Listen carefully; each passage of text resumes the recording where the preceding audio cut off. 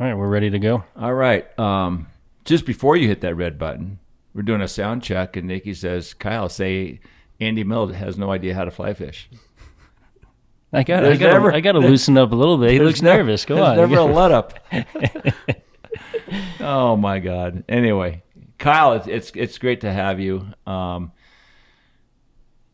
We've done so many interviews with guys out of the Salt, Florida. But I think it's just obvious, and I think it's important to get the Western guys in and their stories. Fly fishing is everywhere. And growing up in the Aspen Valley since 1960, these are my roots. And you've been a guide for a long, long time, out of Taylor Creek down in Basalt. And I think that hub between the Roaring Fork River and the Frying Pan is one of the greatest fly fishing destinations in the world. The Frying Pan River is world class. The Roaring Fork, the same thing. When did you get here, and how did you become one of the best guides in the valley? And you rode Jared Raskob and I on, down the river for the Silver King show. And what a treat that was. Yeah, that was a lot of fun. Yeah. That was, and if Jared wouldn't have broke that big brown off, we'd have had an even better show. Did you hear that, Jared? I was just about to say, you got to rub it in. Go, Jared, go. Well, he's used to pulling on a 150-pound fish and pushing a 275-pound boat. And I'm used to keeping people 20 feet off the bank, and I had to keep in the middle of the river with you guys because those casts weren't getting any shorter. Do you catch more fish when you can cast further? I think, yes, of course, and more accurately. Just kind of all of the above. You have options if you can cast a little bit further. Absolutely. Well, let's go back to the original question. Okay. When did you get to this valley? So I moved to Colorado in 1983 from Illinois with $800 in my pocket, and I just started fishing a lot. And I started fishing all around the Front Range, the South Platte, the North Platte, all those areas over there. And then I wanted to expand, and so I went to the Roaring Fork Valley, and because I heard about the Frying Pan.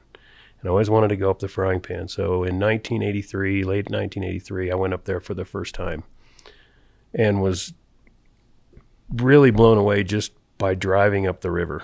I mean, it's one of the most beautiful scenic drives that you can ever do. I probably went off the road 4 or 5 times looking down at the river, at the holes and the runs, yeah, sure, and the bugs coming off and all that stuff. And I had gone into Frying Pan Anglers at the time. And Roy Palm? Yeah. When he was in the barber shop. Wow. That's like a so room. That barbershop in the corner, that's still there? Yes. Yeah, that was Roy's shop, his no first way. shop. Yeah. Yep. I didn't know that. Wow. And he would stand in there and tie flies, and he would literally fill his bins with his own flies. And rest in peace, Roy. Yeah. One of the great human beings one of of the time. best ever. Yeah. And I would take Roy's Misa shrimp up there to the dam and just was in awe of those fish that were up there at the time. And they were pretty tricky. I mean, they've always been fairly technical, but there were Misa shrimp coming out, of the spillway. And they would make it downriver as far as a half mile to a mile, depending on the flow of the river, of course. But the fish would get to obscene proportions sometimes. You'd catch an 18-inch fish with an 18-inch girth. And is that right? Yeah, there's a couple in the shop if you're ever in there, look around. I looked at those. Dale Canty, I think, mounted those, didn't he? I think Dale mounted, especially that big one that they found. Yeah, I thought, I used to fish Alaska with Dale. We used to go up there and fish his belly poats in the Telechilitna River. So I got to know Dale quite well, and he was obviously a taxidermist, and they were always mentioning about those fish being his. I was wondering how accurate were those? And you're saying they were very accurate. Well, that great big one that's in the shop, it's Yeah. like I think a game warden found that fish floating dead in the toilet bowl up there, and it weighed 26 pounds, and it basically choked to death on Misa shrimp. They were in his gills, they were in his throat. Oh my gosh! That was the story I've heard anyway. Wow. And that's a good story. Well, another friend of mine found about a 10-pound brown in the bridge pool dead that was definitely choked on Misa shrimp. That's amazing. And so I fell in love with the frying pan, and then I would come up on the weekends, and I'd camp up at the dam and just fell in love with that. What did you do for work before you became a guide? I was in the retail business, just trying to make enough money to go fishing on the weekend. Did you hate it? I didn't hate it because I liked the interaction with people.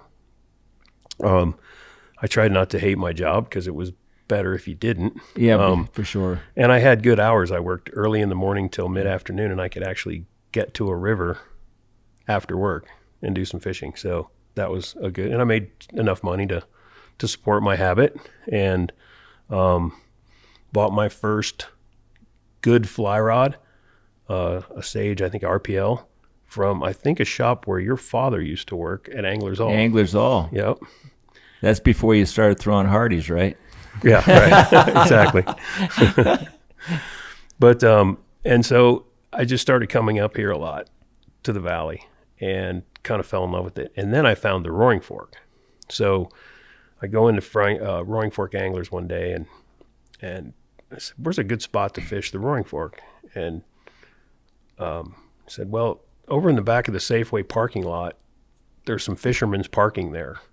You go there and just walk down the hill, and there's all kinds of good water." I'm like, I'm in a little town that's got a world-class river running through it, and the grocery store has fishermen's parking, and I can walk down the river and catch all these beautiful fish. I'm like, I'm sold. Paradise. This is where I want to live. It's very similar. I mean, my dad grew up, he didn't grow up here. He was an adult when we moved here, but we both started fishing at the same time, and he kind of fell out of it.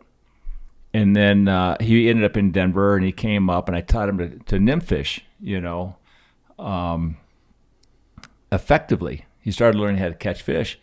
Within 3 months, he quit his job, got a job at Anglers All in Denver, and became a fishing bum at the age of 66. Would he just tie flies, or did he work retail there? No, he said he was the fly tire. But he tied eggs and San Juan worms. Yeah. Yeah. Right. And, oh my God, it was just like, "Dad, these are not flies. These are worms and eggs."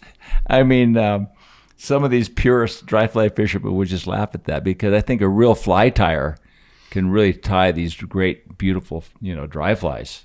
I can't even imagine trying to do that anymore. But anyway, like you wanted to be a fisherman, yep. And you made a life out of it. When did you make that when did you cross that bridge to become a guide? Well, I moved to the valley in 1990, and I worked at a little grocery store up there in Snowmass Village, up by the post office, and that was, to pay the bills and to live in this valley. And I bought a house in Glenwood on the river, right on the Roaring Fork, and I would work. I was an evening manager up there, and during the winter I'd get, a bunch of ski days in, 60, 70 days of skiing in, and I could also do some part-time guiding, as it turned out. My first guide job, though, was I went into Roy's shop in the barber shop and just told him, "Hey, I just moved here. I'm so happy that I can just, I can fish anytime I want for an hour or 30 minutes or 2 hours." And he goes, "Well, you ever thought about doing some guiding?" I'm like, "No, I've never thought about it, but I'd sure be, up for trying it." He said, "Well, I can use some part-time guides in the summertime." And so my first guide job was with Roy Palm, and Rob Baxter worked there. He was one of the guides there. And also, he was a ski patrolman up here in Aspen, and yep. fished in the summer, guided in the summer. And an absolute incredible dry fly fisherman. I don't think Rob ever caught a fish on a nymph. I don't think that ever happened, and I don't think he ever wanted to. He would literally sit on the riverbank and wait for a fish to rise, while me and my buddy were out there slamming on San Juan worms and prince nymphs, Yeah, and another great human being, Rob Baxter, Yep. just mentioned he was a ski patrolman here in Aspen. I did a TV show with him a long time ago. When I had the show, we were, traveling around getting these guys, and he took me, and I'd never fished the Colorado before. And we went down and we fished the banks of the I-70 roaring right there. And we were down there by the boulders right at the bank. And all of a sudden, here the heads coming up. Started sipping little blue-winged olives and stuff. But you never got stuck into the dry fly purist thing. You just I just like to catch fish too much. No, me too. I mean, I've done a lot of saltwater fishing and stuff too, and there's even times there where it's like, okay, we absolutely cannot fly fish today. Let's catch some fish some other way. Right. I just love to fish. Love to catch fish. And I just love to catch fish. I just love to fish. Yeah. Catching is a byproduct. So that first year of guiding, did it click, like, this is what I want to do the rest of my life? Or was it just, I'm going to try this out for the summer? I had to get into it a little bit at first. So my very first guide trip was with the U.S. ambassador from Australia. How nervous were you? So I was pretty nervous, and I'm like, okay, I'm just going to take this guy out where I just caught 30 fish yesterday. We went out there and caught 30 fish, and I was like, okay, that was pretty easy. I can do this. I kind of like that. And he handed you money, so that's even better. And so as that summer progressed, and I worked with a lot of really good guys at that shop. Baxter was such a great mentor, and so was Roy. And believe it or not, Chuck Fothergill actually worked there that summer as well. Oh, wow. What a superstar. He taught me, as I mentioned before on some of these podcasts, he taught me how to tie flies when I was 12 years old, along with the Wright brothers when Phil Wright owned the country store. We all learned it together. I mean, it was just cool to just, get to know him a little bit. Yeah. And realize what an icon he was of this valley. Mm-hmm. And I think he had the first fly shop. Is that right? Fothergill's. Fothergill's. Yep. And then he was memorialized with a big rock down there at Jaffe Park. Fothergill, like the father of the Roaring Fork fishery type of something, whatever. Right. But he was really very much an icon because this is all before, the movie came out, River Runs Through It. Not very many people were on that river, but just a handful. And I can only imagine. I mean, I do remember because I learned when I was like 7, 8 years old, and learned how to tie flies a little bit after that. But that was a playground for all of us. No one was fishing. No, yeah, I was going to ask, in the early 90s when you first started guiding, you go up the pan, was there just no one on the river? I mean, or there was a couple people and you can pick and choose your spots? There were people, but you could pick and choose your spots more. You knew who the guides were, like you knew who the Taylor Creek guides were, John High and some of those, famous guys, Bart Chandler and all those guys, and Kelly Klein and were you all friendly, or was there a little rivalry at all? I'm the kind of guy that I tried to stay in the background, and if I knew this guide's car or something, I would just not go there. Right. I'd try to find Would you go there the next day? Well, yeah, if he wasn't there. So you'd poach. So you like on the ocean and the Keys, you poach spots from each but other? I think the river's different. I'm just asking. No, it's because the next day that guy could go there and say, "Damn it, he's in my spot. I like to fish there." It's got to be a lot of similar. Well, Kyle can speak on that, but I think it's different. It is and it isn't. I know the situation in the Keys. I've fished down there quite a bit, and it is a little bit different, I believe. Our fish are always there, right? Right. We don't have our tide goes one way, right? It never changes. Yeah, exactly. And our fish are there, regardless of whether they're feeding, not feeding. They're always there. So there's a little bit of a difference there. I would think it would be even more pronounced because the fish are always there. And if you really like to fish there, it's like, I got to get my guides on the water earlier so I can get my spot. But you mostly, you have a raft, and now you row mostly, right? A raft and a drift boat, yeah. So you don't wade fish that very much anymore. No, that's a lie, because I see you all the time on the frying pan in the winter months when I'm struggling. Yeah. As he's fishing alone. The motherfucker, I look back and Kyle's got his net out every 10 seconds netting a fish. Well, it's experience. I swear to God, he 30 pissed years me of it. off. You're a young guide. He's an elderly guide. And I'm happy to share with you anytime, Nikki. No, well, that's too kind. No, but serious. I mean, I know you drift, you float a lot, but you're as deadly on the pan as anybody. Let me ask both of you guys. If you become a guide, do you lose a little of that interest and that innovative desire to always fish on your own and get better? Or do you get a little bit burned out and you don't want to fish on days off? I guess I have a kind of a weird way of answering that. I've always believed that, especially when I became a guide where I was doing 250 plus a year, I didn't think it was right for me to go out on that same water and beat those fish up on my day off. Mm-hmm. If I go out, I tell this story to people. It's like my wife likes to row the boat. So I'll go out, and if the dry fly fishing's really good, I'll actually smash my hook down. And I'll just get the bite, pull it out. Fish is still there. I just got a nice rise on a dry fly, but I didn't have to catch him or stress him or anything. And the next day, my guy throws his fly in that spot. I know that fish is there. He's gonna, maybe catch him. Yeah. Might still be there. But let me tell you, I'm the same way. I really do not like catching fish on the fork anymore. Jay Scott rode me last year, and I said, Jay, I'm going to tell you right now, I don't want to catch any fish. I'm just going to dry fly fish, and I'm not going to set the hook. By accident, you'll catch a couple unless you bend the hook all the way down. But we just counted bites, and you get a bite, and you can get it right back in there. But I felt like these fish, how many more trout do I need to catch, having done this since 1960? And I feel badly for the fish because they're flopping, they're trying to get off, and it's just I feel like it's not it's okay just to like see the bite like you. Well, I get to see the bite all the time from the rower seat, right? And standing behind people. I mean, I fish vicariously through my customers. Right. So, but there's the question, but you still like to fish on your own, even when I still love to fish. And one of the things that a lot of the guides here like to do is carp fish. We like on our days off, we got some sloughs and some little lakes and stuff around, and they're pretty good quarry, Right. They fight well. They fight well. Yes. They're very picky sometimes. They're very spooky. Some days they're just absolute assholes. They won't eat anything. Right. And other days they'll tail like a bonefish. Right. I was going to say, and that's probably the closest thing we get around here to saltwater fly fishing, because it's all sight fishing.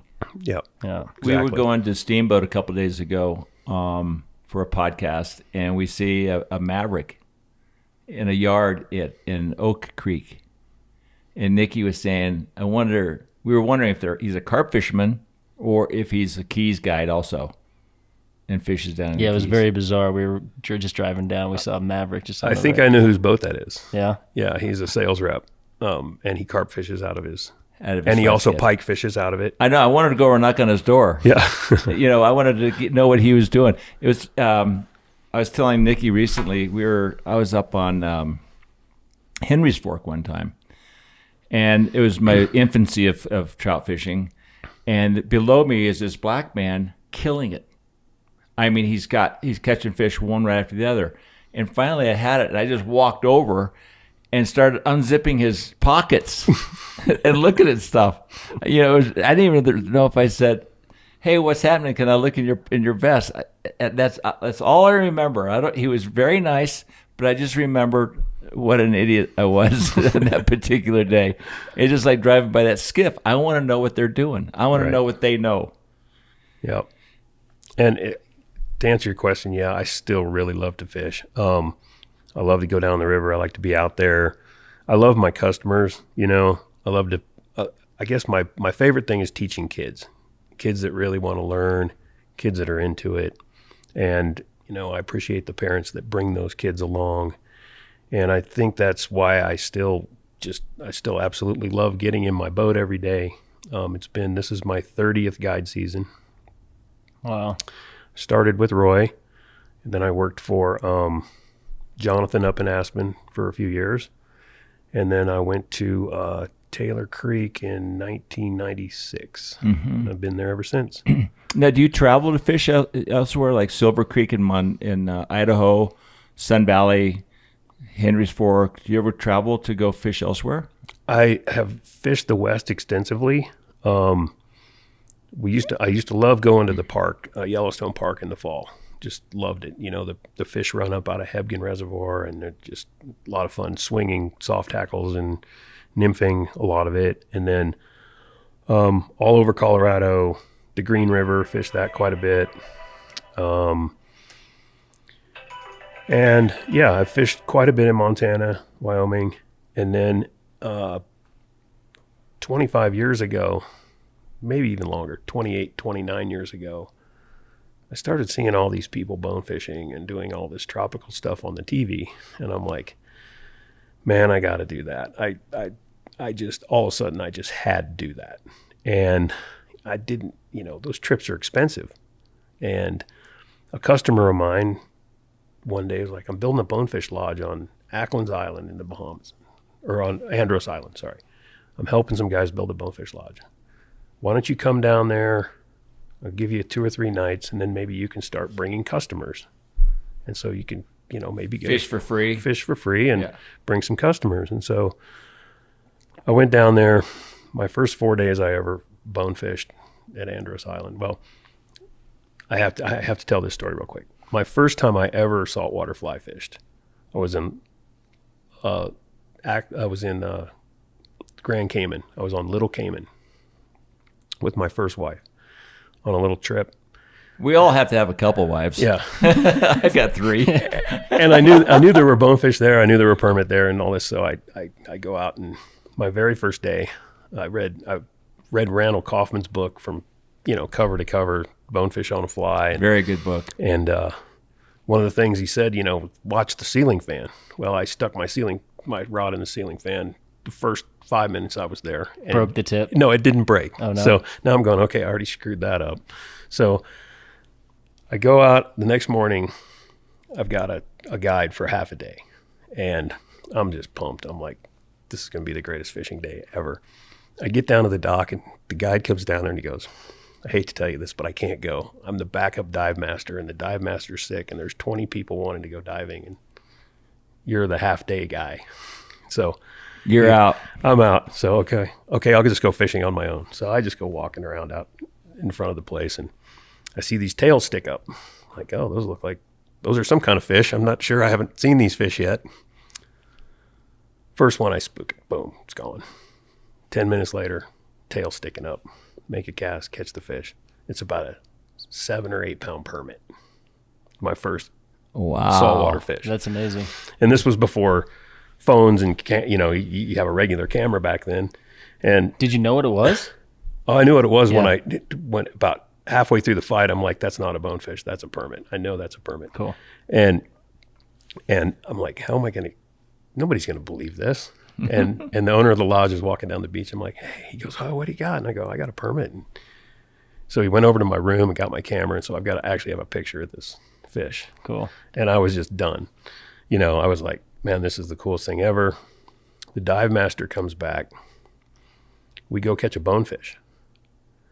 And he goes, okay, we're going to the Tarpon Lagoon. And so now I'm here. I'm 2 fish into a Grand Slam on my first day ever, and we get in this tarpon lagoon, and there's like 300 baby tarpon rolling all around us, and they wouldn't eat a freaking thing. Like, I threw at those things for 2 hours, and now you're just probably so freaked out. And I'm like, I don't really deserve a Grand Slam today, And the next morning we went and caught one of the babies. So that was my first saltwater fishing expedition, and then I just had this passion to do it again. So I got this connection at Andros and started going to this lodge. And the next year I had 2 straight weeks of customers down there. Spent like 16 or 18 days in a row there. And I did, over the course of the next 10 years, about 30 plus trips to the Bahamas with customers. Right. And then I started expanding to Mexico and just started to network. You just got back from the Seychelles, right? Did Cosmalito Atoll in January. That was an amazing trip with a really great group of guys. How did you avoid not becoming a guide in the Keys? Like, there's so many great Keys guides. Mike Guerin, Suplee, your good buddy, Kevin Guerin. A lot of guys from the West are down there, and ever more so in the last few years. I started fishing with Chris Suplee in '97 in the Keys, and I guess I just never really had the passion to live there, to want to live in Florida in that environment. I love the mountains so much, and I felt like I had this really amazing business in the mountains where I was guiding 250 to 270 days a year. Right. Now to get that kind of clientele in the Keys is going to be a lot harder to start over. Yeah, and to be honest with you, I didn't know that much. I guess I could have taught myself and learned the hard way. And I don't never had that passion to go guide in the salt. Right. But I am such a junkie as far as fishing in the salt. I can't ever get enough of it. I can't wait for my next trip, no matter where it's at. I mean, I love all the fish. The tarpon's my favorite, of course. Right. But I've become kind of a permit junkie because I have got to do that now in Mexico a bunch. The Seychelles. What's your favorite of the three? The tarpon. Yeah, without a doubt. What is it about the tarpon that you like? I like that it's prehistoric, and I like the fact that I think every tarpon thinks it's 12 inches long, like in its brain. That's why it's so easy to catch. That's Not very why it's smart. so agile and No, it's just why it's such a, they're swimming around and they're 150 pounds or 120 pounds, and he doesn't know he's still, the sharks are after him, right? So he might only think he's 12 inches long because he's pretty much scared of everything. I mean, you make the wrong move, they spook, right? You make the wrong cast, they spook. They just. I think. but what about permit? Yeah, I was just going to say it's the easiest of all three. The hardest is probably a really big, big bonefish, big 12-pound bonefish. That's the smartest. Yeah, they're the smartest. You can make a bad cast at a permit, it'll spin around and eat your fly. I guess I'm thinking about the Florida Keys fish, the tarpon, that get so ridiculously hard out on the ocean side. The ocean side, yeah, for sure. But yeah, I mean, I just love all the fish. I love all the other fish too that are there. When I first started going to the Bahamas, man, the mutton snapper were all over the place, and they'd tail on the flats, and that's one of my favorite fish I've ever caught. Was a great big mutton snapper tailing on the flat. That's a rare sight. Well, you just got back from Cosmolito. What were you seeing there? What did you catch there? We were mostly focused on trevally. Now, were you on a mothership? No, there's a land-based lodge now on Cosmolito Atoll. Wow. You stay in shipping containers that are decked out. And, really? Yeah, they're awesome. You can really cold air conditioning and hot showers and a shipping container. And so you're targeting big GTs. GTs, and the guides are all amazing South African guides. They're so fun to be with, and they're so just over the top with their knowledge. And that giant trevally is, I've heard people say they're just a big jack. They're just a big jack, but they're not. They're so smart, and they're so just unbelievably aggressive at times, but at other times they're so like, I'm not going to eat that fly. There's no way I'm going to eat that fly. And I've been over there. I fished the Seychelles, never Cosmolito. But the fishing's got to be extraordinary there because that's the only lodge there, land-based lodge. And it's only there for like maybe 6 months a year. Right. So those fish are not getting. They're not getting pushed. There's no pressure. The pressure comes from the lodge. Right. And the fish are always there. The tides are a big thing. We had a great week, but they have weeks where they catch twice as many as we did when we were there. But I had about an 80-pounder eat a popper. What's that like? It's like a Volkswagen Bug coming out of the water. His whole eyeball came out of the water. The guide kept going, be ready, it's violent, and there was the violence. And I got the fly came out after about, 20 yards of line. Can you tell if a fish is going to be an aggressive fish and that's going to bite in any way by the body language of the GT? Yeah, if you have off-color water, tarpon bite better. Like a GT, I would think if you have wind, and if they're swimming aggressively, they might be on the bite. And if they're slow, meandering down an edge, they might not be so aggressive. What do you see within a fish that might be an aggressive fish that is going to bite your fly? Well, this is really my only experience with them, targeting them. But the guides were so experienced and so good at explaining things that the GT, how a bonefish or a permit will follow a ray and feed behind a ray? Sure. A GT up to about 30 pounds will hide on the back of a ray, like literally skin to skin. And when that fish is on that ray, if they see that fly, he's eating it. They're gonna come after it. And you don't throw it at the fish. This is like one of the most counterintuitive things. You throw the fly at almost every other fish. They want it 20 feet on either side of them, and then you just start burning it. If you miss a strip, he's gone. That's interesting because like a tarpon, if you're feeding a tarpon with a worm fly and you're doing the double hand strip or a one hand quick strip and you miss one strip and the tarpon's right here, he's gone. Mm-hmm. And it's the same with the GT. They turn color, like they'll be like a gray color, and when they get lit up on your fly, they'll turn almost pure black. That's what I thought. And if they go off your fly, they just turn back to gray again. Like a chameleon. Like a chameleon. And I saw it numerous times where your buddy or you'd miss a strip, and I mean that fish was coming on hot, and it was just see you later. Can you get him back? You can never get one back. That was the most interesting thing. It's like he learned, he got educated. A redfish or a bonefish in the Bahamas. I've even seen guys hit a permit on the tail and it spin around. Yeah. And not these things. Once they're gone, the guides all have this. They're like, oh, it's over. And I asked every one of the guides there, I said, have you ever seen one turn around on a Hail Mary and come eat a fly? And every one of them said never. Not one time ever. Is it like a sarcastic thing? Like they make you look like or sound like a fool? Like, what? It's over. It's just, yeah, it's over. Like, can you say it a little nicer? Yeah. Yeah. Well, because it was There's no something way you can say it's over nicely, because you just blew it. It was probably something you did wrong. So yeah. And then you if you get a big one, they get the boat up on plane and they try to go around the coral head so the thing doesn't get in the coral, and it's quite the rodeo. But it's a really, really cool fish. And then when they do eat your fly, sometimes they're coming so fast that all of a sudden you don't even realize they ate your fly, and they just keep going by the boat, and your line's all slack and everything, and all of a sudden it goes zipping. tight. Yeah. And the other thing I saw a trevally do that I've never seen a fish do is I threw it one off a ray. He tracked the fly in the air, okay, under the fly, as soon as it hit, and met it at the water. It's like throwing a pilchard at Robbie's. Yeah, right. Exactly. But you know what? Exactly. But what I've seen. There are great videos of big GTs eating birds, cormorants and stuff. Oh yeah. Maybe this fish is thinking it's a small bird coming in.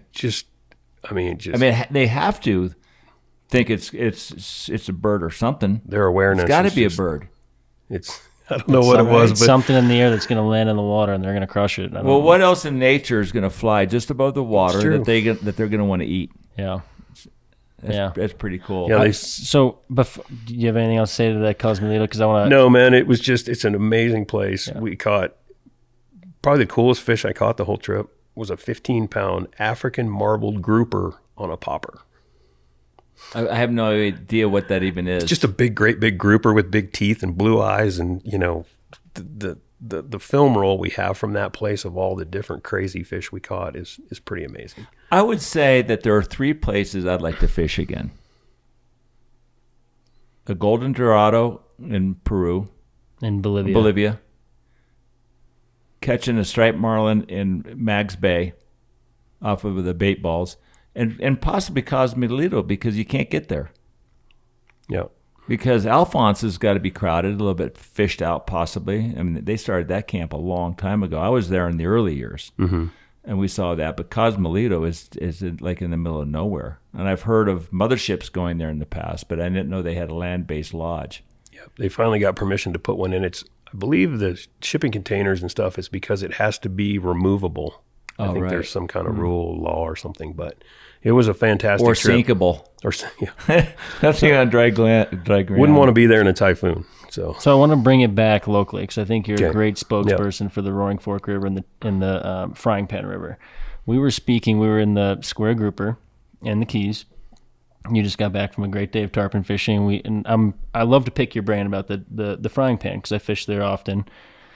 And you were talking about, I asked you, why are there not so many great big rainbow trout on the flats and below the Bend Pool and, as in different spots as there once was? And you said something about the micey shrimp.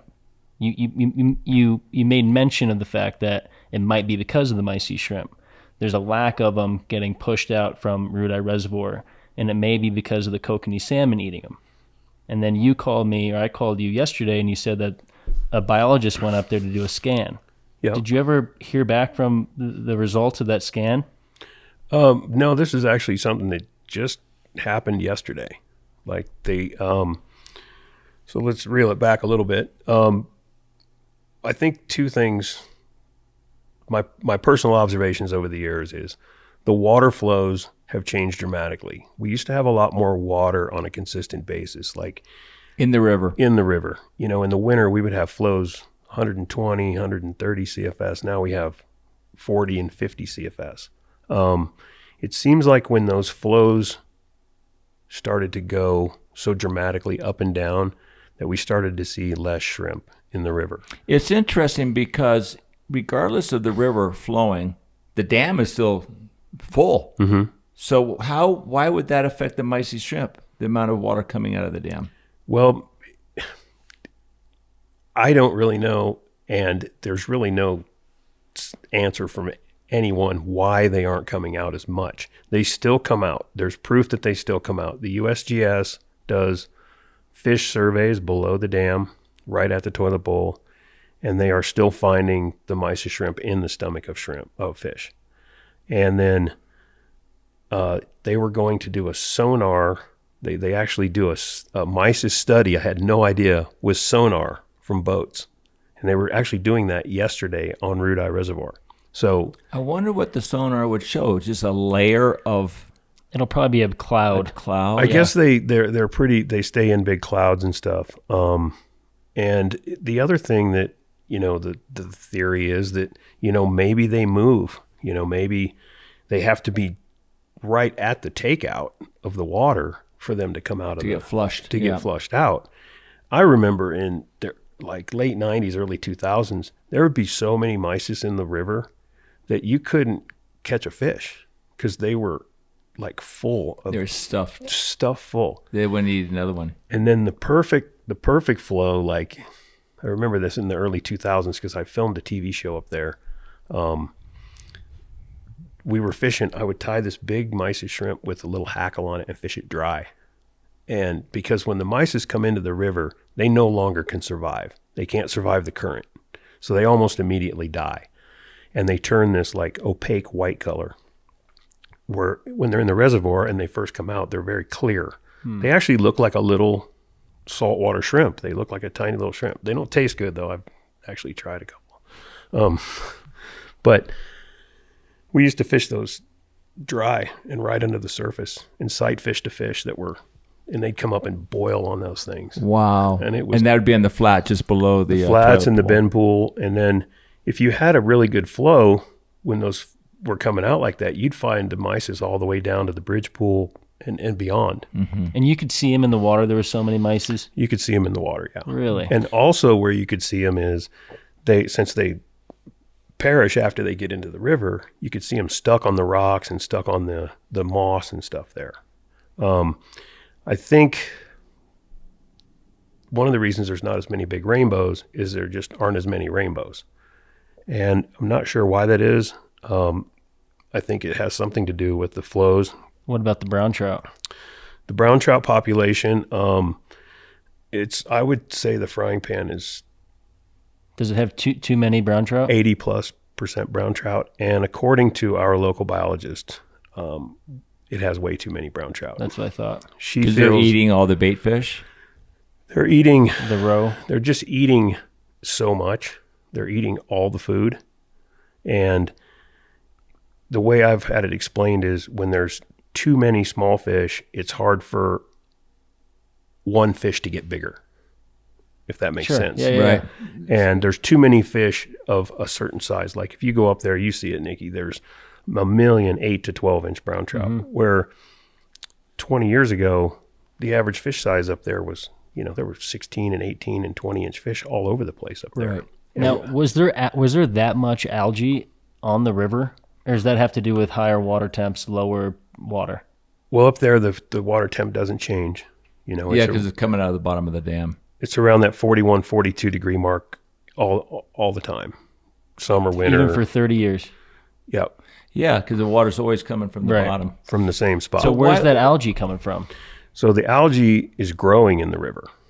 And then there is also an invasive species of algae on the river called Didymo. I don't know if you've ever heard of it. it was probably transported on someone's wading boots from, I know they have a problem with out east, like in the limestone streams and stuff out there.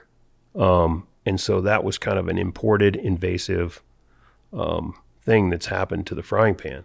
And how long ago did that happen? Man, I would guess we started seeing that as long as maybe 8 years ago, something like that. But it's a concern. It affects the microinvertebrates that are in the river. And you can see that, that slime layer that's on the rocks up there. Yeah. That never used to be there. Yeah. And the other thing that we haven't had in a few years is we haven't had that 700 to 900 CFS for 4 or 5 weeks up there to flush it out because the water situation's trying to fill root eye, and then we have our situation where the Front Range takes a ton of water from the top of root eye and the Roaring Fork right on Independence Pass to fill up Twin Lakes, and then there's a tunnel diversion that diverts water from the frying pan, and so that's called the Frying Pan Arkansas project, right? It goes over correct. The Arkansas River. Yeah. And so what they do now is they basically match the outflow with the inflow. And that, so they can get the lake to capacity. Where in the past, when they weren't taking all that water, we'd have, 700-800 CFS on the frying pan for weeks at a time. We're up there fishing in the flats up to our waist, freezing our nads off, and so many fish would come up in the flats. Oh, I'm sure. Just feed like crazy on the. So why do they fluctuate the water so much? It's all about agricultural down irrigation water. Yeah. Every ounce of that water is owned by somebody. One of the other things that has been kind of alarming in the last few years is the anchor ice situation, which is where the bottom of the river actually freezes. Their ice adheres to the rocks on the bottom of the river. And when they're at a seriously low flow, that increases. And then, I know you guys have probably seen the ice dams on the Roaring Fork and the videos of when they give loose and go down. Well, the lower part of the frying pan is in the dark zone down there. There's no sun for 2 or 3 months down there. And it just gets this serious anchor ice. And the low flows do not allow, it just builds up and builds up and builds up. And in the last couple years, the Roaring Fork Conservancy has headed a project to actually purchase more water from root eye to up the flows in the winter to help with the anchor ice problem. Where does that money go to? I know we get a lot of our electricity from that dam. The Aspen town of Aspen gets that electricity. I can't answer where that water is purchased from. I can't imagine how you raise the money to buy water from root eye reservoir. It's got to be really expensive. It's a couple hundred. It's a couple $100,000. I mean, it's a lot of money to try to buy this water. Well, I think that might be a good time to jump in. You're the president of the Guides Alliance, correct? Yep. We have in 2014. Is that right? Yeah. Yeah. In 2014, we formed a group of us got together after a Colorado Parks and Wildlife presentation on the state of the fisheries. And, there were some kind of alarming things that came up there. And I was talking to one of the head game wardens. What in particular that raised that red flag for you? I don't think there was I really can't remember just one thing. I just remember there being, topics about use of the river and, the water situation, coming out of root eye. And then there was some guides brought up, how we got so many more river users on the lower river. Should we try to, decrease that? Should we try to protect it somehow? And there was just all these questions that came up.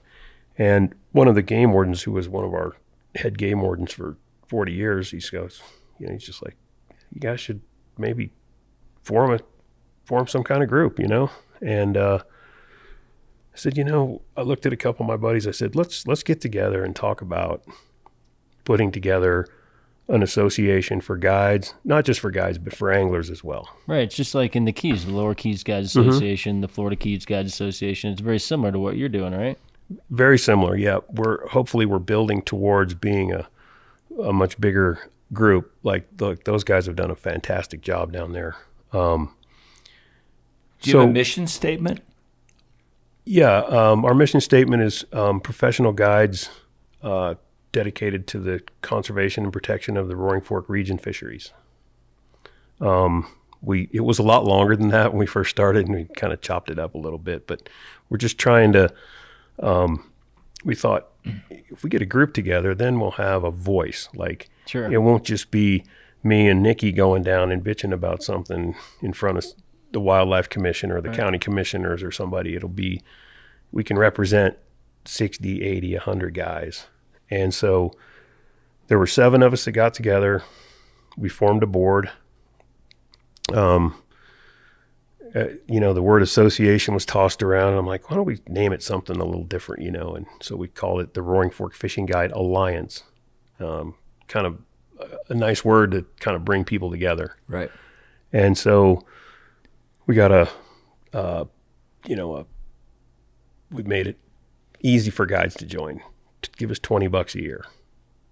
Andy can join as an associate member, $25 a year. And then we asked outfitters maybe to give us like $250 a year. So we could start a coffer, so we could start getting a little bit of money together. And then we started to identify some things that needed done, some projects in the valley. And our very first project was we identified that the Carbondale boat ramp, you're familiar with that, is one of the busiest portals in the entire state. And it was on weekends and busy days, it was in a state of chaos, is probably a good way to put it. So we're like, so what can we do to help not just the guides, but the anglers and the boaters and the people, the river users? So we decided, let's put some signs up down there. And everybody hates signs, and everybody hates to oversign everything. So we came up with a staging system with signs, please don't spend more than 5 minutes on the boat ramp. Please try to have your boat ready. And we found that it worked pretty well. It started to work pretty well. It was great. It was like, oh, that's, Have you ever missed your the takeout? I have not. No. I can not imagine like missing your takeout. You're just learning how to row, and Dad's in the front of the bow, and we're watching the takeout go by as we're trying to scramble, to the shore. I've heard stories, but I have not personally. But you flipped a raft. Yeah. We don't want to talk about that. We can get to that. Anyway, the Alliance is done. We've done some other things.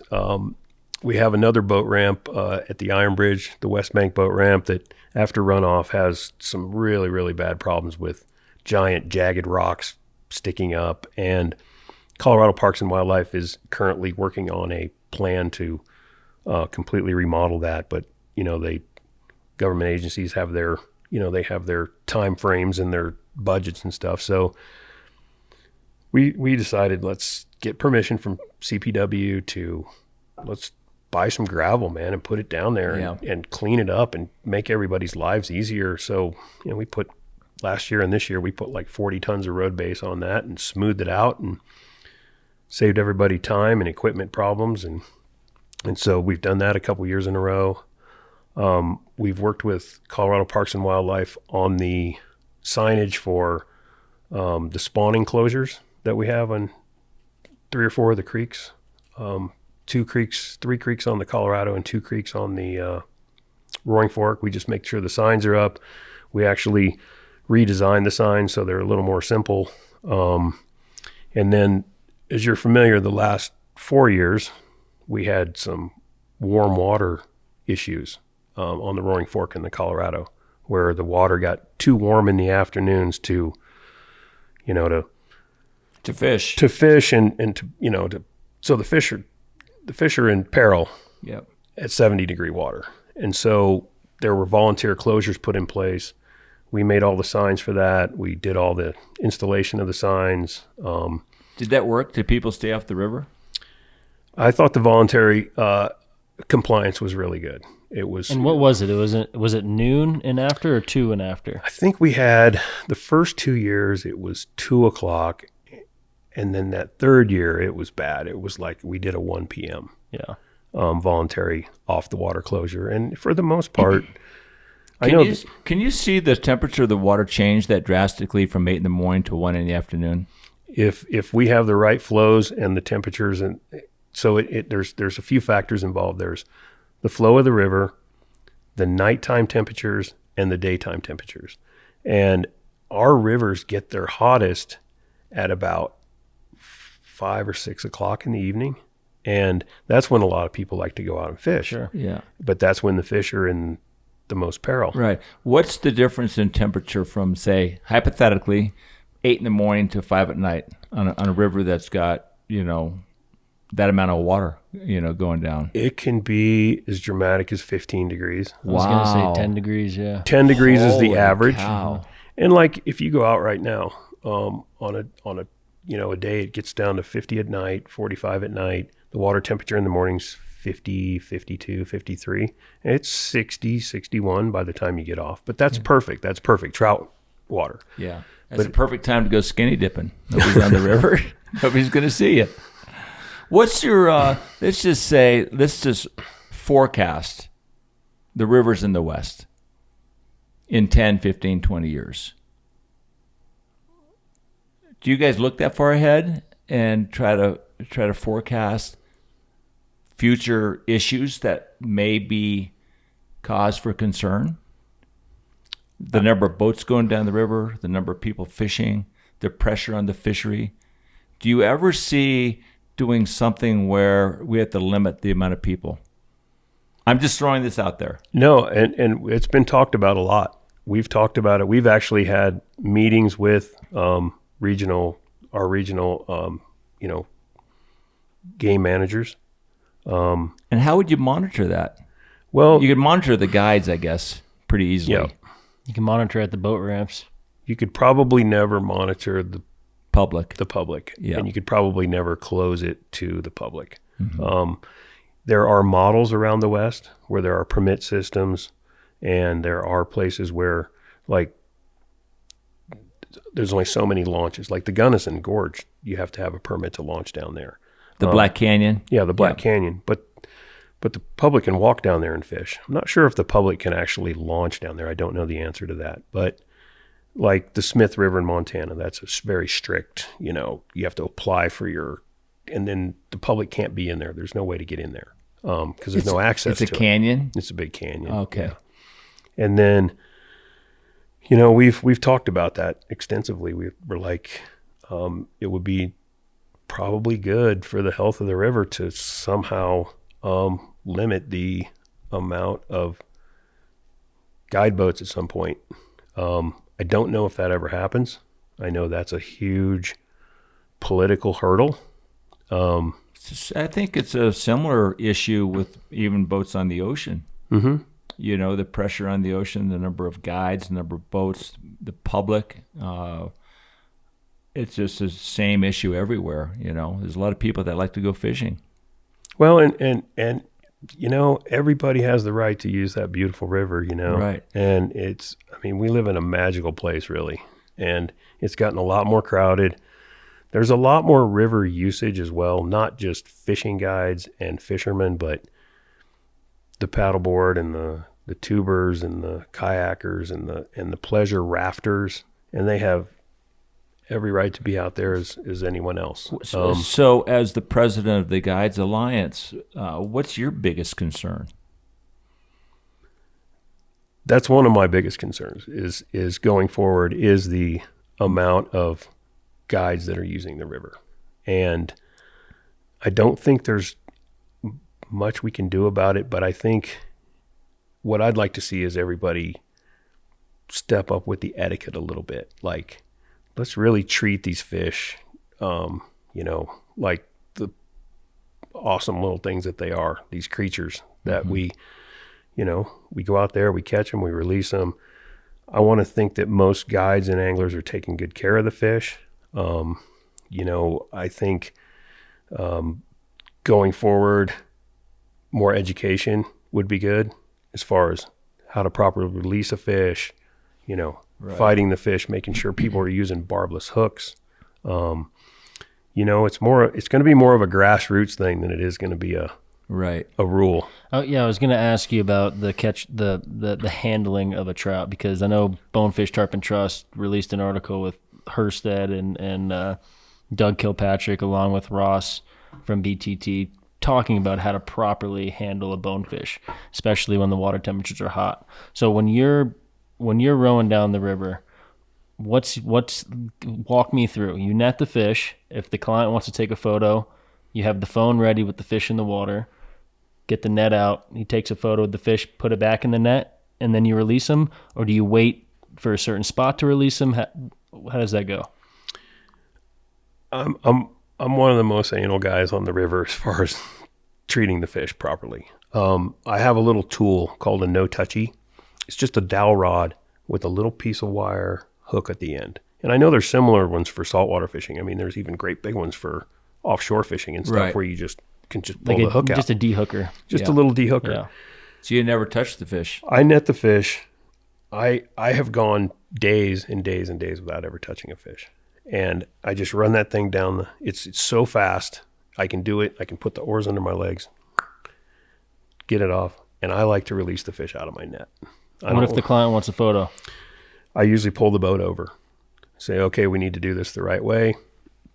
I will have either, if I need to pull on the oars, I'll say, here's the net, keep the fish underwater till I get over here. Once I get over here, I explain to them, if they don't already know, to wet their hands. I try to explain to them about the membrane on the fish, which is actually a living cell, that protects that fish. And then try to get people to scoop the fish. I train them to both hands on the same side of the fish and just lift it. Don't grab it. Don't squeeze it. Just, they won't flop around and stuff as much if you treat them right, and just try to get a fish and then back in the net. I tell them to drop it back in the net. And I always hold the net like I got a safety net right there. So when it goes flying out of their hands towards the bottom of the boat, I can snatch it before it actually cracks its head on the bottom of the boat. And then I take the fish, and most fish are fine, especially when the water's cold. If the water's really cold and oxygenated like it is this year, most of the fish just zip right off. But I like them to swim out of the net. I think it's better for them. I see guys pitching them in the air and tossing them and not treating them very well. Right. And I'd like to see more of that education and just etiquette on, don't drop your hook in the middle of the river, row over You're talking about your anchor. Your anchor, sorry, yeah. Go over to the edge and get out of the way and just have a little bit more awareness for the people around you. Right. But you said something just a second ago. The slime on a fish is a living membrane. Mm-hmm. Tell me about that. It's their protective coating. I know that, but it's a living membrane. Yeah, it's a living cell. And so, somebody long ago said, when you grab them with dry hands, you're punching holes in them. You're punching holes in that membrane, and fish can be overhandled. They can get disease after that. Yeah, they can get a fungus on them.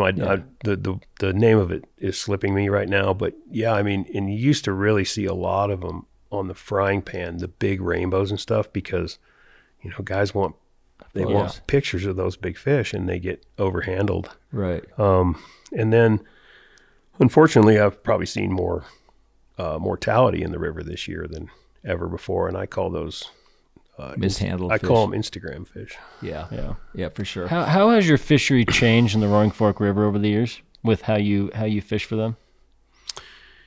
It's interesting.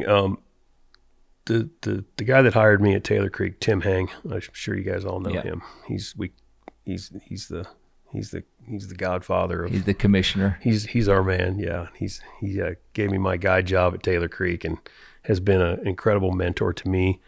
And he started Roaring Fork Anglers in 1981, and he said there were 3 or 4 boats in the valley, there was really, and he said, but he's told me that the fishing wasn't near as good back then. And there were a lot of mines and stuff up by Marble and up by Redstone that were putting some nasty water in the river. And they also weren't managing the fishery as well. I know when I first started fishing the Roaring Fork, it was absolutely amazing. And my first,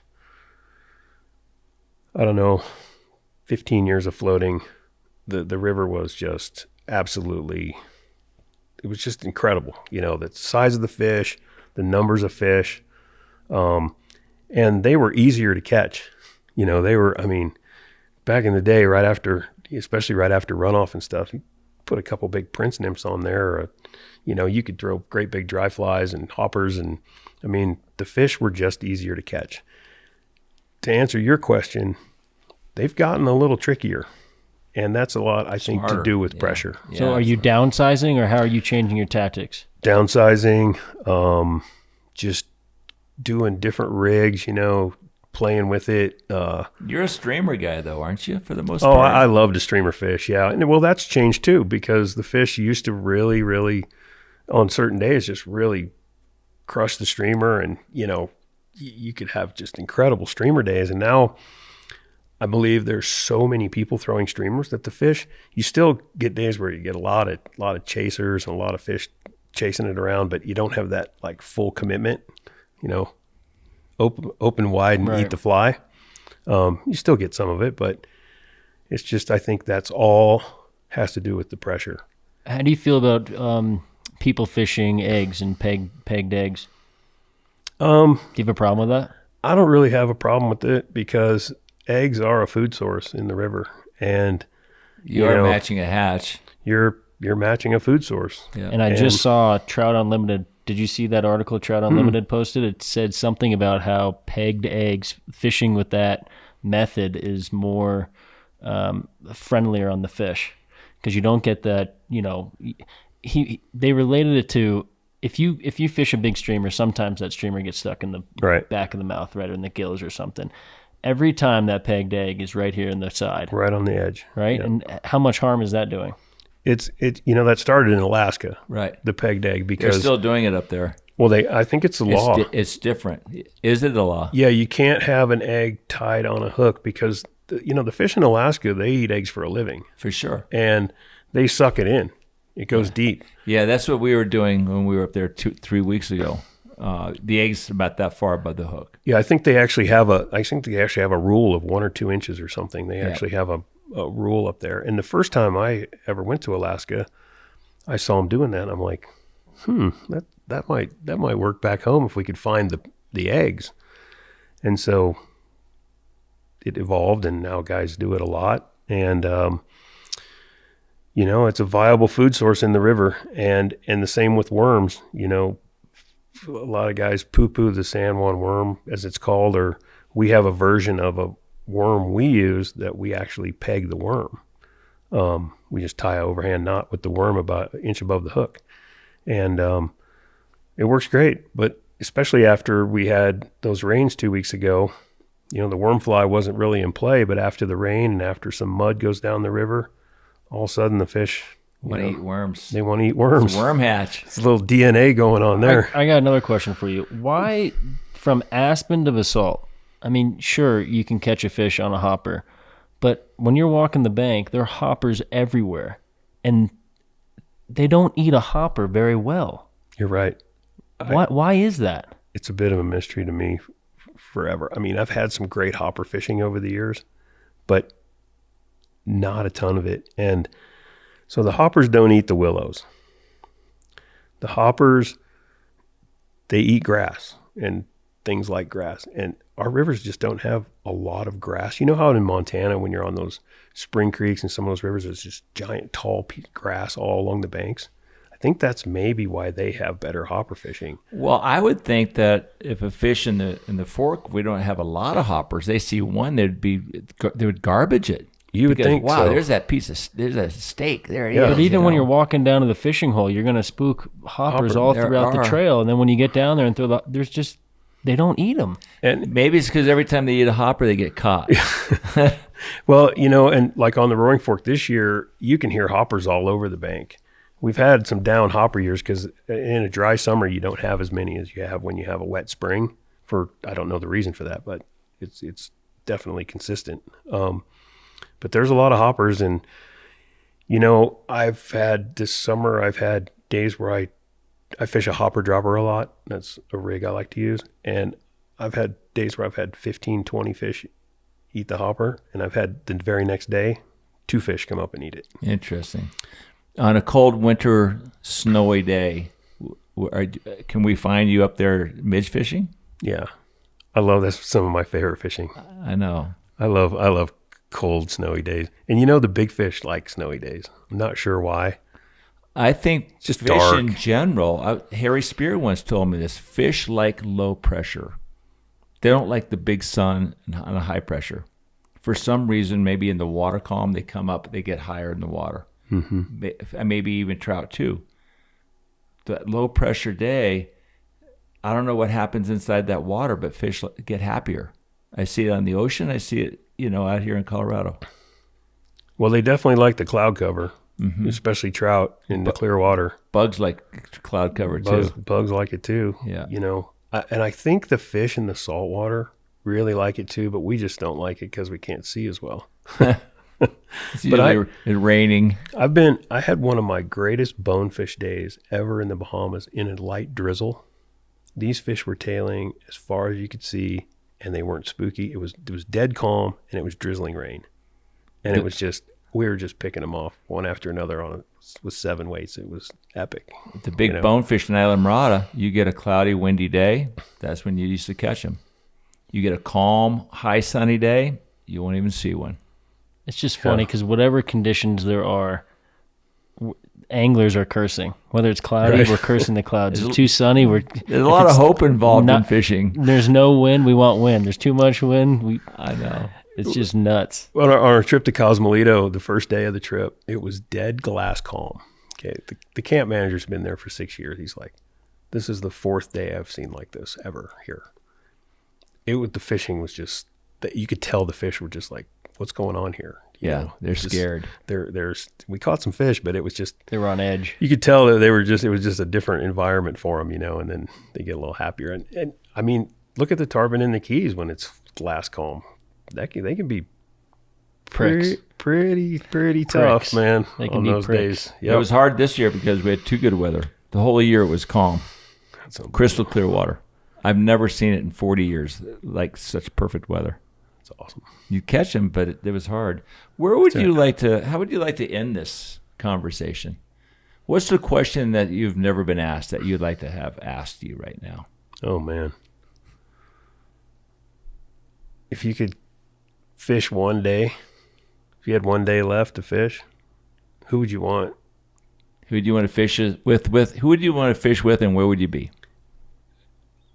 Maybe Chris Suplee tarpon fishing. That's probably, and catching that 176 you caught with him before. Catch that same fish again. Yeah, that's probably right there.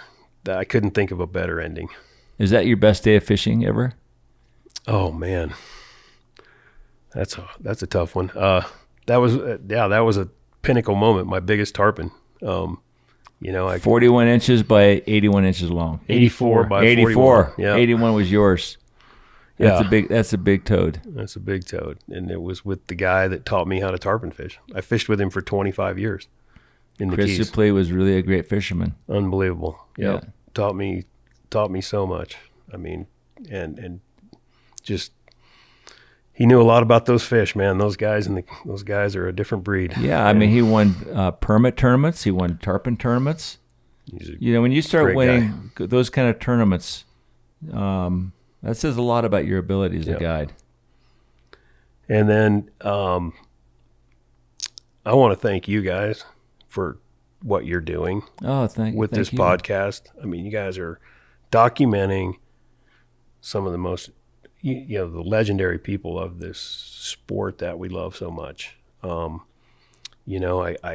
listened to most of your podcasts, and you guys are just totally on with the questions and the people that have been on this thing. I mean, I feel honored to be on it.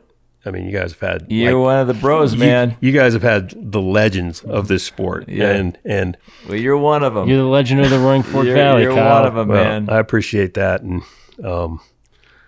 I guess getting on a boat with you two would be pretty special, too. Well, let's make it happen. That's not happening. Well, maybe me and Nikki could go out. Yeah, screw you. Kyle and I will go out. Just messing with you. Anyway, Kyle, thank you so much. Thank you, man. Thanks for having me to your beautiful home. Yeah, Thank thank you. Love you, man. Thanks. You too, buddy. When I saw it's West Side Story. When I saw it's just a